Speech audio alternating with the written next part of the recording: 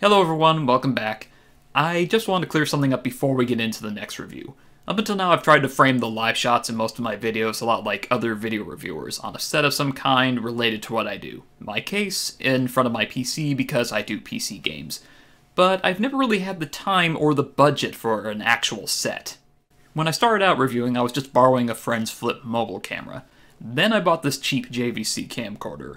The resolution wasn't great, but the autofocus and the light balance on it were pretty good for my budget.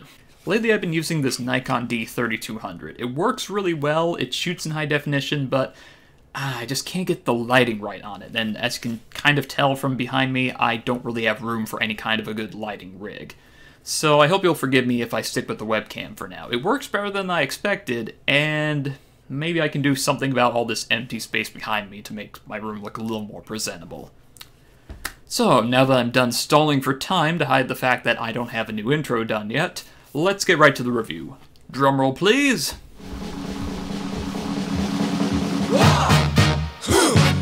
Yeah. What is it good for? Absolutely nothing.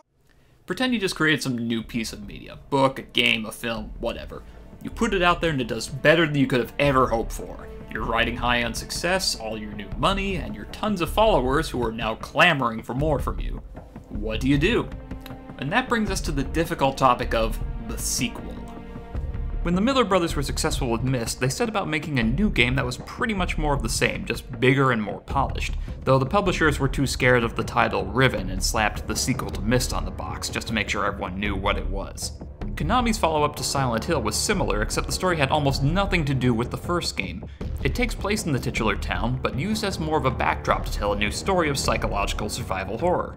BioShock was a hugely successful title for 2K, whose president at the time, Christopher Harmon, insisted it become a franchise with as many as 5 sequels, the first of which, BioShock 2, was functionally fine but met with scorn from fans, and myself in my review, because it was a follow-up to a self-contained story that just created more plot holes and tacked on an unwanted multiplayer mode. The trick to making a good sequel is to expand on the story or setting of the original while improving the gameplay. You can't make it too different or else you scare away the original fans. See Deus Ex Invisible War for that one. But if you don't change anything, it feels like a lazy cash grab.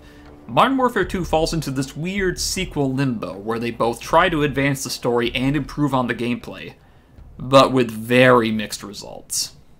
The game has a rocky start when we learn that the Russian ultranationalists we fought in the last game have taken over their country, enshrining the man who nearly nuked the US East Coast, and then follows up this good news by dropping the player in the Middle East again. Thanks for reminding me of the weakest parts of the last game, developers. After the tutorial, we start a mission in Afghanistan with our new player character, Private Allen, doing something? The tutorial implied a rescue op was being done, but all we do is run around getting shot at, clear an abandoned school of angry people with guns, and then declare victory? This is a lousy way to start the game. Nothing about the plot is revealed, and the player feels dumb because they get knocked down twice, once from their vehicle exploding, and from an unknown source at the start of the level. Get up, Private Allen. Rangers lead the way. Move. Remember how the first game started? The boat level where we discovered proof of the Russian extremists selling nuclear weapons? Sure, the level was about as tightly scripted and confined as this one, but at least it felt like the player was helping and there was something important happening. Oh, and the bit where the Rangers stand around taking pictures of a building being blown up with their smartphones? Yeah, that doesn't really endear me to these characters. I'd like to point out that I'm not using much of the in-game audio in these clips because this game makes a major faux pas for PC games. In the options menu, there's an option to turn down the overall game volume, and that's it. There's nothing here to adjust the sound effects or background music, which is a major problem later on when the soundtrack actually drowns out dialogue. Anyway, the game gets on better footing when we jump to our second character, Roach, as he and the player character from the first game, McTavish, aka Soap, climb a mountain. Joel, why are we watching this dull mountain climbing sequence? Well, because it's there. Oh. The ice climbing is a nice variant on the extended QuickTime event gimmick. Having to use and hold the left and right mouse keys to simulate the climb is fairly ingenious and doesn't feel as tedious as just mashing a button. I actually like this mission at first. Sneak into an enemy base during a snowstorm while an NPC provides sniper support? Daddy-like. Even if your gun's heartbeat sensor pushes the game's realism closer to science fiction territory. But then suddenly we get caught by the entire damn base because of reasons, and then we're escaping through the mountainside on snowmobiles, shooting enemies with a TMP we literally pulled out of nowhere. This feels less Modern Warfare and more shitty 90s action spy thriller. After that, we jump back to Private Allen, now a CIA mole in Russia, and then... well... Look, I'm no stranger to gore and filth in games. I played everything from the classic Fallout games, to the Duke Nukem Forever series, The Binding of Isaac, even Viscera cleanup detail. But Modern Warfare 2's big shocker moment, that being the third level, No Russian, with its chillingly casual depiction of an airport shooting spree, still unnerves me. I mean, granted, the player doesn't have to do anything during the scene and just let events play out, but that adds an extra level to the horror. It's like walking through a nightmare where you're aware of what's going on, but you can't do anything about it. Mass shootings of unarmed civilians have become all too common today, especially here in America, and I'd rather not have to play through a simulation of one. Which is also why I've chosen not to include any footage of the event in this review, just the audio you hear behind me.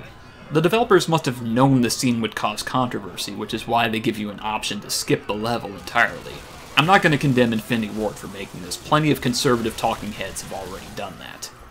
I personally hope that, as artists, they chose to provoke this kind of revulsion on purpose, to in some way bring home the horror that these kind of events cause to those who have been fortunate enough never to have experienced them. Then my cynical side argues that was probably included to try and up the ante from Modern Warfare 1's nuclear bomb moment, generate controversy, and thus increase sales. I actually find it a little more disturbing that right after the massacre scene, the player returns to the same organized military style of gameplay in the following shootout with the police, your fellow murderers barking orders in the same style as the US soldiers. But wait, there's more! It's a double twist! The airport attack was staged so that our first player character could be killed and the whole thing blamed on the USA. Never mind that 2 of the other shooters died in the attack and were Russian. To prove themselves innocent, they send our heroes after an arms dealer in Brazil, and then I hear the voice of a ghost. No, really, it's the same guy who did the voice of Gaz from the first game. One of the few noteworthy characters, if only because he had some snappy dialogue. Only now he's playing another character called Ghost who sounds exactly the same and always wears a mask. If you're expecting a he's not really dead twist in there somewhere, sorry, it never comes. Oh, and Ghost dies later too. Isn't it ironic? Don't you think? Oh god, the Brazil levels. Whoever designed these should have gotten a pay cut from Activision. You spend these levels fighting some nebulous militia that has more members than the National Guard. I swear I must have shot at least 80 of these guys in one area through 3 autosave checkpoints before the game decided to advance the plot. The areas are cramped and confusing to navigate, enemies are constantly spawning so you can be ambushed at any angle. The only positive I can say is these levels serve as a perfect how not to design a first-person shooter level tutorial. The checkpoints are especially damning because they're placed in the middle of firefights and chase sequences, so you can be limping away from a fight, hit a checkpoint, take 1 hit and die, resuming the game literally a second before your previous death. You know when you're supposed to use autosaves, right? When you have a break from the action between the fights, not during. The regenerating health system really ticked me off here as well. Again, with no health bar, the only way the game can communicate the player's in danger of dying is by shaking the screen and throwing red jam in their face. Well then how am I supposed to get to cover and get my health back if I can't see anything? The nicest thing I can say about this mission is that as soon as it's done, the game finally gets interesting. But stupid. Russia invades America! From the wrong coast. The in-game explanation for this is the Russians used a downed satellite to fool the US defensive arrays until their planes were right over the East Coast. But that still leaves a lot of unanswered questions. How did they fly over the Arctic and around Canada without someone seeing something? Why is the Ranger Battalion now stationed and active in Maryland just 3 days after being in Afghanistan? Why is this scenario less realistic than Invasion USA, a Cold War propaganda film where the USSR invades America because they wouldn't instate a universal draft? Yes, that's an actual film, and it was so bad it was riffed in the classic Mystery Science Theater 3000 episode. What follows is basically a stereotypical Michael Bay film minus the female sex objects. The destruction of suburban Americana by evil foreign powers, explosions, and lots of military hardware. The level even begins with a mournfully billowing American flag. What I don't understand is why the Russians seem so committed to blowing up innocent people's homes, when a proper invasion would focus on attacking army bases, government buildings, and industrial sites. You know, potential war assets.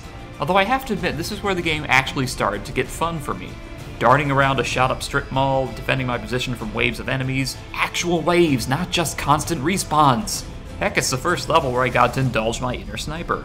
But of course it has its downsides, like highlighting the weak AI that magically knows when an enemy has slipped by and entered your area, but none of your squad have the brains to turn around and shoot them.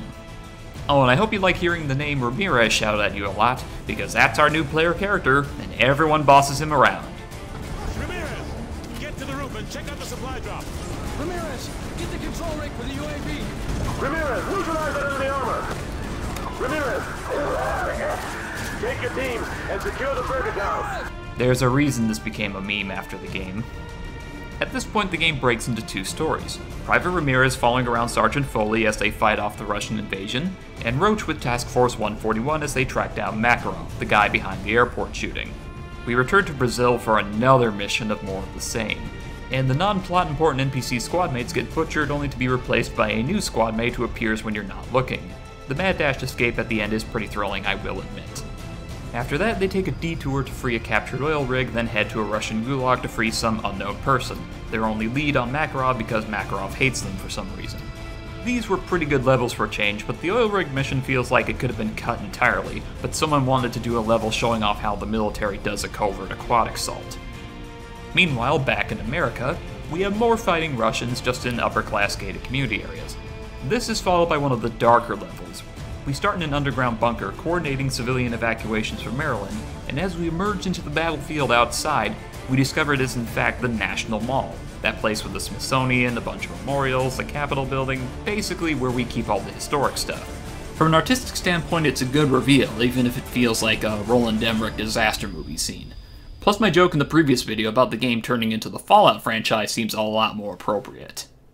These levels are above average, but there's a moment in this one mission where it briefly became gripping and nail-bitingly intense. Ramirez and company spend the level destroying an entrenched Russian unit that's targeting civilian and military evac sites, so it feels like we're doing something genuinely good for once in this game.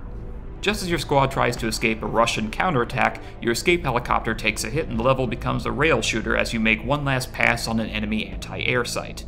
The mood gets pitch black as you overhear civilian transports getting shot down, innocent people screaming in the background, and it doesn't look like you're gonna walk away from this mission alive, what with this serious passion for killing player characters.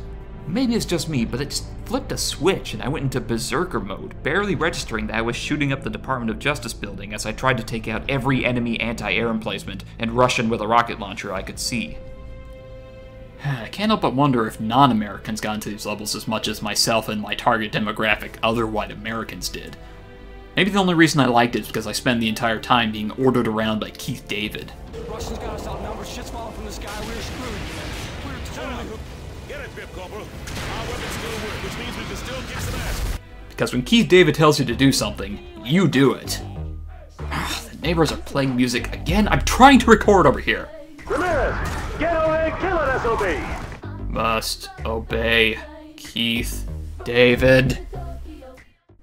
Back with soap on a roach, the raid on the Russian gulag reveals the prisoner to be none other than Captain Price from the last game. Yeah, I don't know why he was in a Russian prison, and the game never answers that question. Last we saw of him, the friendly Russians from the last game were trying to resuscitate him. At least he kept his epic 70s porn stash. Following the escape, Price takes command of the unit and enacts a plan to seize a Russian sub to somehow stall the US invasion. Turns out his master plan is to fire the sub's nuclear missiles at America. Now just to put this in perspective, in Modern Warfare 1, the American player character is killed in a nuclear blast, except it wasn't instantaneous. The player crawls away from the wreckage in a last desperate and ultimately futile effort to escape their fate. This was a powerful moment in an interactive medium, driving home the brutality of war and the utter devastation wrought by nuclear weapons. The game's climax involves the heroes of the first game stopping a nuclear launch aimed at America's East Coast. So let me just restate this. The heroes from the first game launch a nuke at America. Maybe we shouldn't have trusted the plan to the guy who was just released from prison for unknown crimes and an unknown length of time, and who didn't bother telling the rest of his team what he was going to do. Price, come in! They're opening the silo doors on the sub, come on, hurry! Price, do you copy? The silo doors are open! I repeat, the silo doors are open! Good. Wait, Price, no!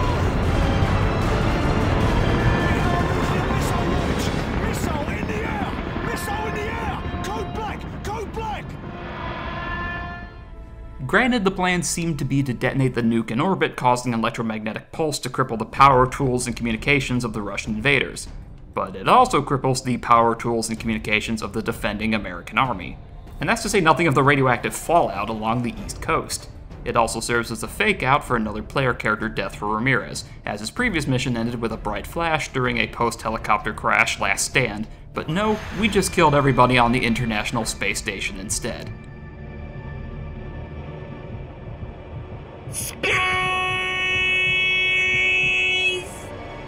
So after the game reaches its Michael Bay-gasm, did I seriously just write that? With Ramirez and Keith David retaking the White House, the game is done with them. We're back with Roach and friends as they raid a safe house looking for intel on Makarov, but it turns into an ambush. After narrowly surviving a counterattack with some friendly mortar fire, which knocks out the player character once again, the player is rewarded by dying anyway. And now to say a few words in remembrance of Mr. Roach, Mr. Eddie Izzard. In a ditch covered in petrol on fire. So that's fun. I think that's funny. Because he was a mass murdering fuckhead. There are all kinds of things wrong with this scene, gameplay and story-wise. First, if the player is going to die at the end of the mission anyway, what does it matter if they get killed earlier? Sure, it means you don't get the dramatic reveal at the end, but that would imply I was invested in the story up until now. And that's impossible when your plot has gone insane and you've given me no reason to become attached to the mute vessel I'm piloting because they receive no characterization and could be killed at any moment. To add insult to injury, the player now takes control of Soap once again, robbing him of his ability to speak. But it's not like they gave him a real powerful personality in this game anyway. Price and Makarov have a phone conversation where we learn Shepard planned the whole airport shooting spree and Russian invasion because he was mad about the nuke killing his troops in the last game. Yes, his motivation is really that dumb. He thinks America wasn't upset enough about the thousands of soldiers dying, so he sets up Makarov to kill innocent Russians to get them to invade us, killing more innocents and soldiers so more people will get patriotic and enlist in the armed forces.